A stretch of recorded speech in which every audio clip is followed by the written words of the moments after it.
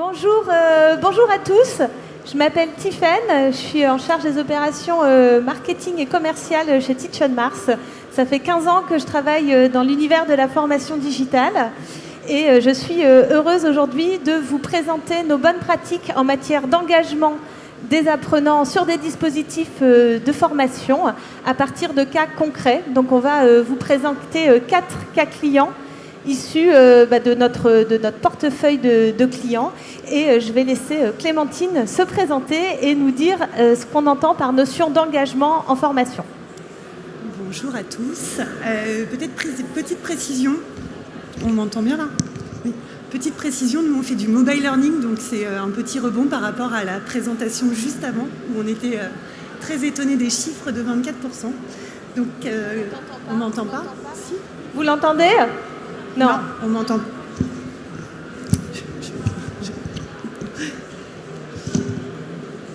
Donc du coup, moi je suis Clémentine Tenay, je suis en charge de toute la partie expérience client chez Teach on Mars. Et donc mes équipes et moi-même, on est là pour le succès de nos clients. Et donc par succès, on entend bien entendu l'engagement. Donc peut-être avant de commencer sur cette présentation, on va se demander ce que signifie l'engagement et l'engagement apprenant. Donc quand on regarde le Larousse, l'engagement c'est l'action de se lier avec une promesse. Et donc avec Tiffaine, nous allons nous lier avec une promesse de vous engager dans cette conférence. Avant, il y a toute une partie recrutement, bien entendu. Avant d'engager les apprenants, il faut les recruter, il faut qu'ils viennent. Mais ça, c'est un autre sujet qu'on pourra traiter, si vous le souhaitez, un autre jour. Mais on va commencer, du coup, Tiffaine, par la courbe de l'engagement. La courbe de l'engagement, voilà. Donc là, on voulait partager avec vous donc un certain nombre de leviers d'engagement qui vont se cumuler pour pouvoir engager vos apprenants. Alors le premier, sans surprise, c'est le contenu. C'est-à-dire que la promesse que vous allez faire à vos apprenants, c'est de les développer et donc de leur proposer un contenu de qualité. Un contenu qui, effectivement, nous, sur le format mobile learning, va être relativement court. Attention, court, ça ne veut pas dire pauvre.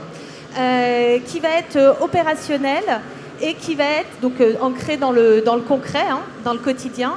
Et qui va être fortement médiatisé parce qu'on a tous pris des habitudes en fait sur nos mobiles de consulter des vidéos, de consulter des articles, de consulter des sondages, des quiz. Donc il faut que la promesse là aussi d'apprenant à l'apprenant soit aussi sur ce niveau de médiatisation. Donc premièrement le contenu. Deuxièmement, qui dit fond dit forme, la partie design. Qui là aussi, on est dans une société qui est très sensible au visuel. Donc on a mis quand même le contenu au début, parce que ce qui nous paraît le plus important quand on fait de la formation, c'est quand même de transmettre des contenus de formation. Mais effectivement, le design va être un point d'engagement très important, notamment quand vous vous adressez à vos collaborateurs dans l'entreprise. Ils doivent retrouver vraiment leur image de marque. Ça va être un facteur d'adhésion aussi à votre marque employeur. Donc il faut une esthétique parfaite. C'est pour ça que nous, chez Teach on Mars, on est sur des applications natives, donc qui vont vraiment utiliser tous les ressorts des applications de téléphone. Et sur une ergonomie intuitive, ça veut dire qu'on n'a pas besoin de mode d'emploi en fait pour utiliser l'application. C'est assez facile et intuitif de s'y retrouver. Donc ça, c'est le deuxième levier d'engagement. Ensuite, on va beaucoup travailler sur la personnalisation. Puisque effectivement, on est aussi aujourd'hui noyé dans un torrent d'informations. Et quand on va arriver sur une plateforme, il faut se dire « Ah tiens, on me parle à moi, ce sont des choses qui sont faites pour moi ». Donc là, on va beaucoup travailler sur le ciblage de nos apprenants. On a tout un système en fait de filtres et d'étiquettes pour catégoriser les différents types d'apprenants et leur pousser le meilleur contenu au meilleur moment. On a donc des activités de profiling, on a des activités qui vont pouvoir faire de la recommandation et de la prescription, soit avec de l'intelligence artificielle, soit avec de l'intelligence humaine, qui est parfois pas mal non plus, notamment via le manager. On a un add-on manager qui permet au manager de prescrire des formations en fonction de ce qu'il a observé concrètement sur le terrain auprès de son collaborateur. Troisième levier. Le quatrième, c'est effectivement la partie gamification. Donc là aussi, on a tous pris des habitudes sur nos téléphones à faire des petits jeux. Nous, on ne veut pas rendre ça gadget. On considère que ce n'est pas parce qu'on fait de la formation sur mobile qu'on peut la faire n'importe où, n'importe quand, n'importe comment. Nous, on ne se forme pas aux toilettes. On est vraiment sur une partie gamification qualitative qui s'appuie sur la typologie de Bartle, que vous connaissez peut-être, qui identifie 4 profils de joueurs, et on va avoir des techniques en fait pour s'identifier aux joueurs qui ont plus une dimension sociale, aux joueurs qui sont plus des challengers, aux joueurs qui sont plus des curieux ou des aventuriers. Chacune de nos fonctionnalités en fait vont répondre à ces différentes typologies de joueurs. Et puis on a aussi une notion de classement qui va permettre de se challenger entre les collaborateurs entre eux. Attention, tout ce que je vous donne là, ça ne veut pas dire que tout fonctionne pour tout le monde et sur n'importe quelle thématique. Il faut être intelligent. On essaye de se développer les gens, donc il ne s'agit pas de les prendre pour des ânes. Donc il y a des thématiques qui vont se prêter à des classements, il y a des cibles, il y a des cultures d'entreprise qui vont s'y prêter et d'autres pas du tout. Ensuite, et ça on aime bien mettre l'accent là-dessus quand on rencontre nos clients pour les premières fois. Imaginez que le temps que vous allez passer à concevoir vos dispositifs de formation, à écrire le contenu, à écrire vos quiz, à écrire vos cartes, il faut à peu près compter la même chose sur le temps d'animation. C'est aussi important de prévoir cette animation pour faire vivre le contenu dans le temps. Et vous allez voir dans les exemples qu'on va vous donner, c'est vraiment hyper puissant. Donc là, on a des animations qui peuvent là aussi être automatiques avec des notifications push qui sont notamment particulièrement puissantes sur le mobile.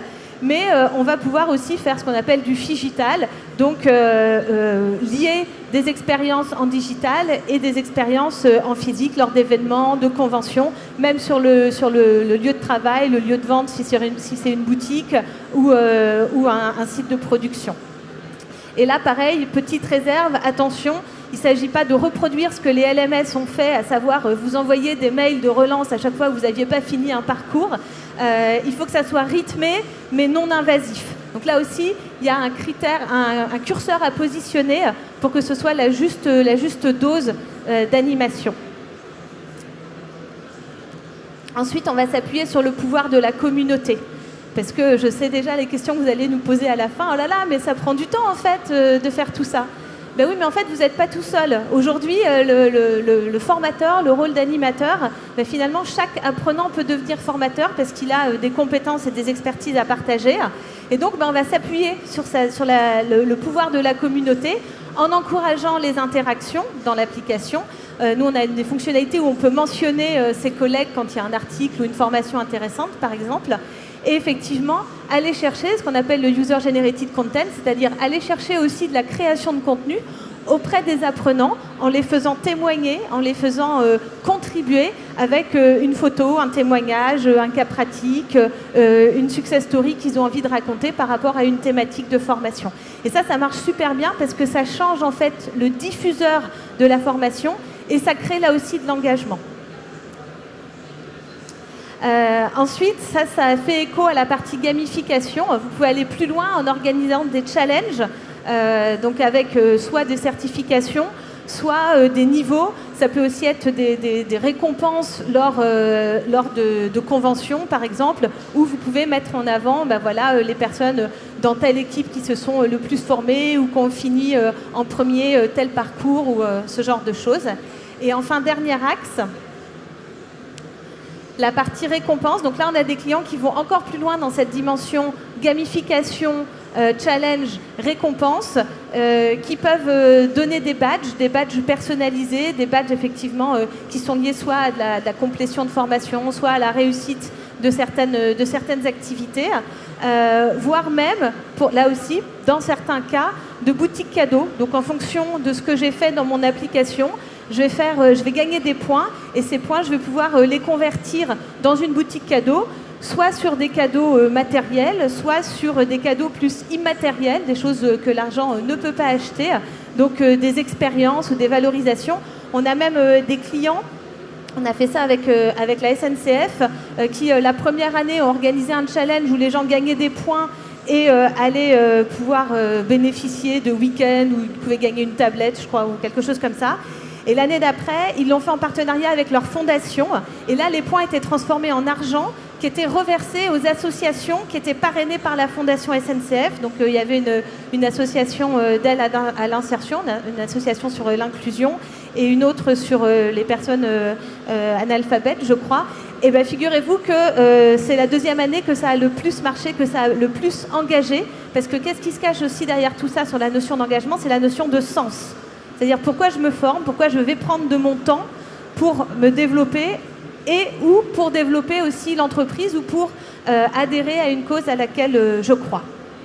Voilà, donc tout ça, ce sont des leviers. Encore une fois, ils sont à utiliser vraiment par rapport au triptyque que Clémentine adore, contexte, enjeu, objectif. L'idée, c'est pas d'appliquer, de mettre tous les ingrédients dans la quiche, mais de choisir ceux qui vont aller ensemble en fonction de vos contextes de formation. Est-ce qu'il y a des questions à ce stade, avant qu'on passe au cas pratique? Non? Oui? Non? Eh bien, on continue alors. Donc là, on va vous prendre 4 cas pratiques donc de clients qui ont utilisé, justement, on va mettre en lumière les leviers d'engagement qu'ils ont utilisés dans leur dispositif. On commence tout de suite avec le premier cas. Oui. Je pense.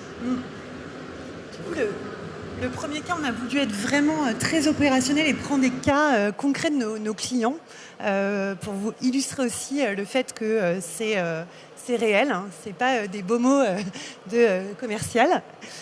Donc le premier cas, c'est Diptyque. Donc je ne sais pas si vous connaissez Diptyque, c'est une entreprise spécialisée dans la parfumerie.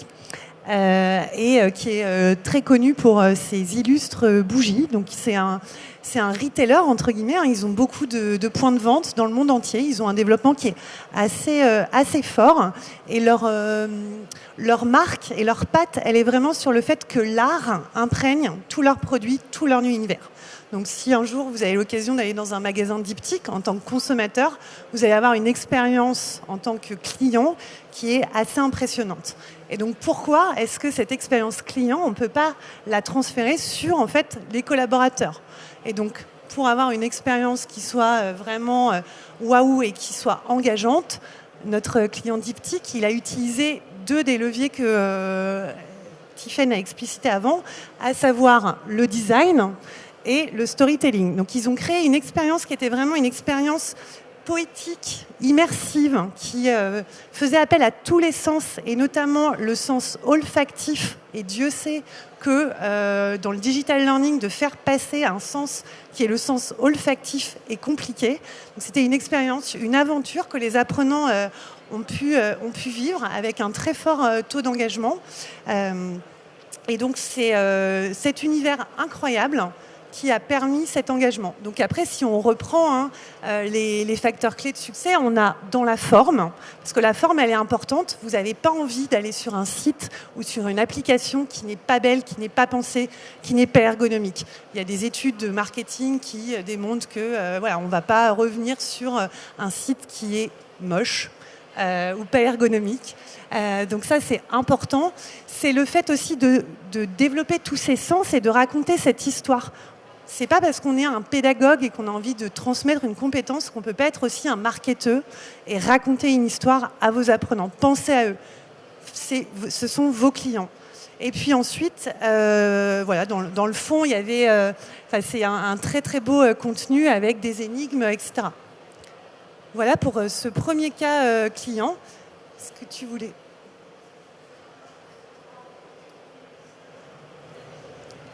Allô, oui, c'est bon, pardon. Je rajouterais que ce projet a gagné en fait le prix des Mobile Learning Awards qu'on organise tous les ans pour récompenser les plus beaux dispositifs.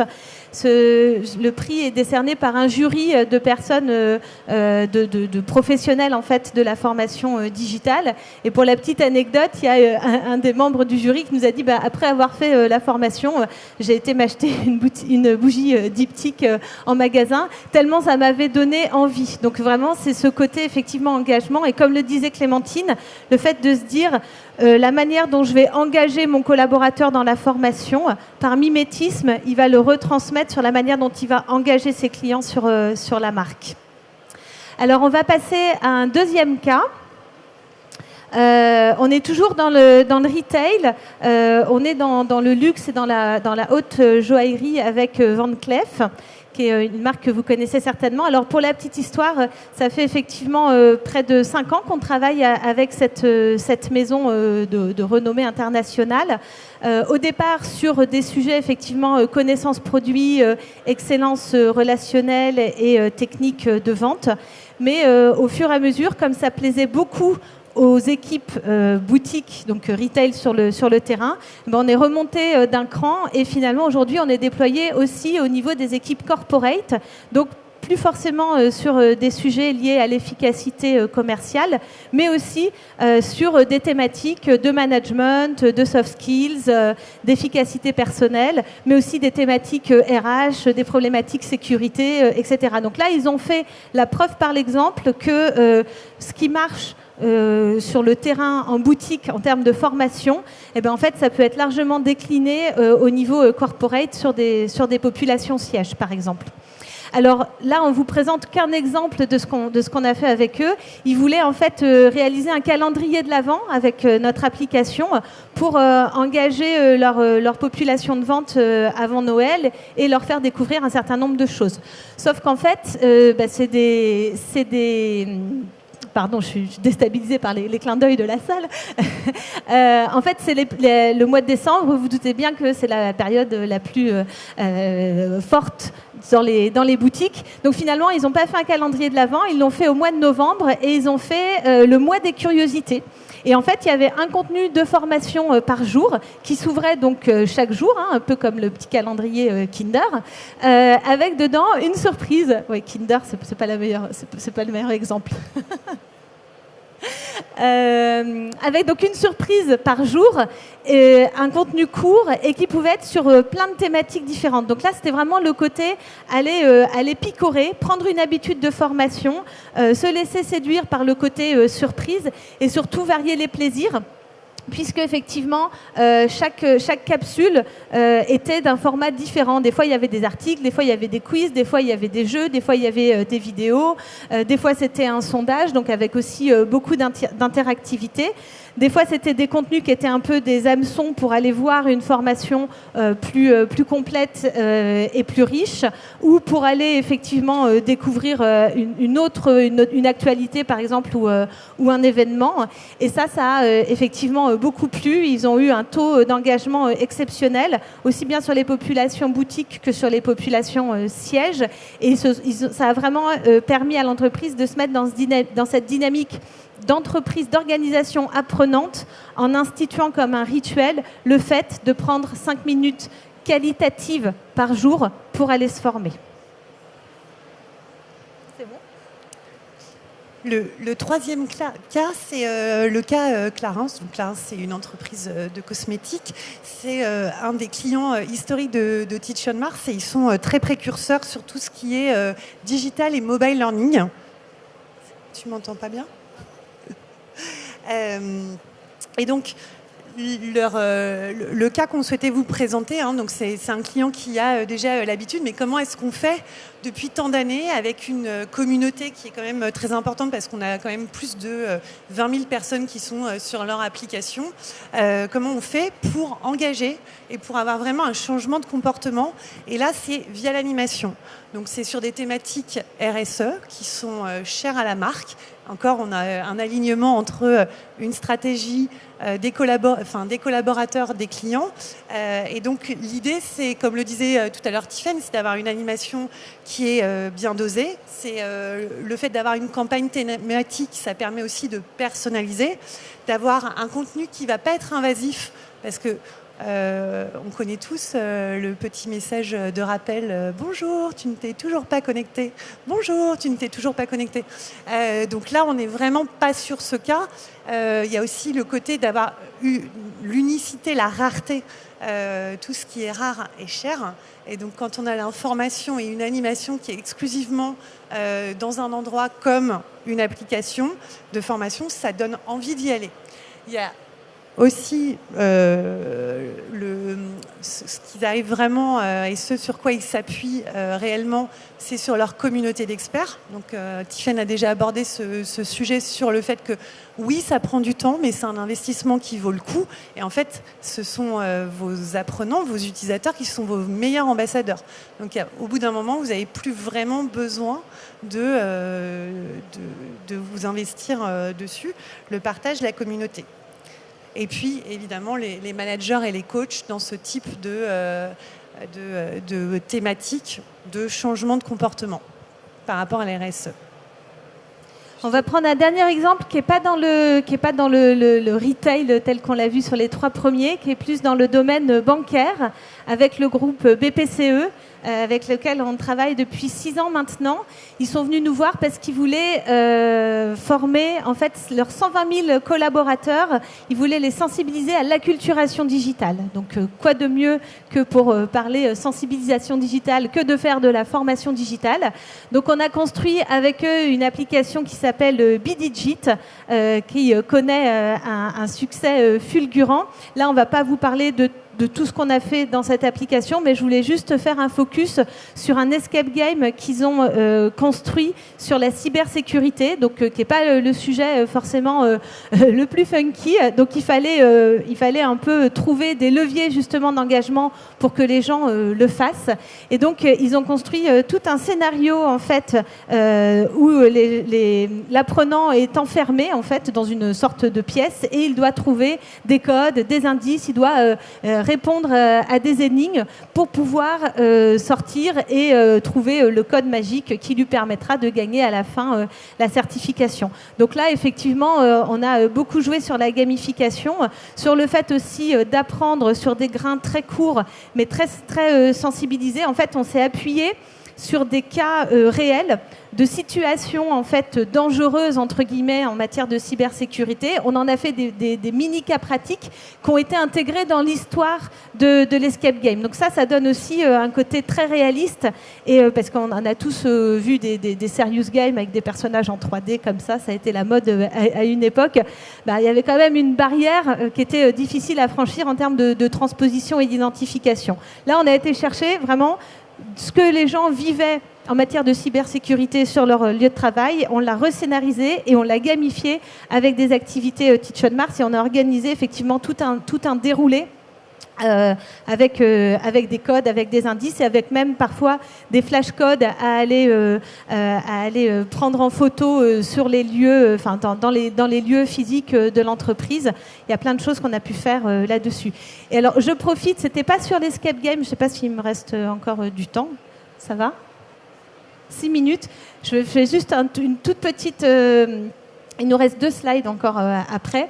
En fait, dans le cadre du lancement, ça c'est plus pour vous donner de l'idée, de l'inspiration. C'est sûr que c'est pas forcément faisable pour tout le monde, mais ils ont fait un digibus il y a 5 ans quand ils ont lancé le projet. Ils ont fait un digibus qui a sillonné dans toute la France pour aller voir, parce que ça s'adressait vraiment à leur réseau bancaire, donc toutes les agences, effectivement, Banque Populaire, Caisse d'Épargne en France, avec des gens justement sur l'acculturation digitale et les collaborateurs pouvaient venir télécharger l'application, s'approprier l'application et c'est ça aussi qui a beaucoup aidé pour l'engagement initial et qui s'est poursuivi dans la durée. Voilà, c'est juste une petite anecdote. On en a fini pour les 4 cas pratiques. On prendra bien sûr vos questions, mais avant ça, on voulait vous partager des chiffres parce qu'il y a une chose dont on est très fiers chez Teach on Mars parce qu'il n'y a pas aujourd'hui de personnes qui peuvent rivaliser sur ce taux. C'est le taux d'engagement, justement, le taux d'engagement des utilisateurs. 12 mois après l'utilisation, la mise en place de la plateforme, on a des chiffres très concrets à partager avec vous. Oui, ça nous paraissait intéressant de partir, la théorie, quelques cas clients, et maintenant concrètement, La solution Teach on Mars aujourd'hui, c'est un déploiement, un taux de déploiement de 65%. Donc c'est un des meilleurs taux pour une plateforme de digital learning. Ensuite, par an, on a voilà, des apprenants qui en moyenne vont suivre 250 minutes, enfin, voilà, 13 parcours, un taux de complétion de 78%. Ça, c'est intéressant. Ce qui est aussi intéressant, c'est de se dire, là, vous avez la fidélisation. C'est-à-dire que les gens, ils reviennent de mois en mois, et de mois en mois, en fait, ils consomment. C'est peut-être une approche un petit peu marketing et consumériste, mais nous, on est très fiers, par exemple, de voir qu'en septembre 2021, on a plus de 400 000 apprenants qui ont fait plus de 20 objets d'apprentissage. Ça, c'est ce qui nous fait nous lever le matin et c'est ce qui nous fait vraiment être très fiers de nos projets, de nos clients. Et c'est ce qui fait aussi la fidélité en fait de nos clients dans la durée, parce qu'effectivement on a ce suivi sur le succès du projet. On s'engage avec nos clients pas seulement à lui vendre une plateforme de formation, mais surtout à réussir son projet et à mesurer concrètement que les gens se sont développés et sont devenus plus performants d'un point de vue individuel pour leur propre développement personnel, mais aussi d'un point de vue collectif pour le développement de l'entreprise. Très bien, merci. Est-ce qu'il y a des questions ?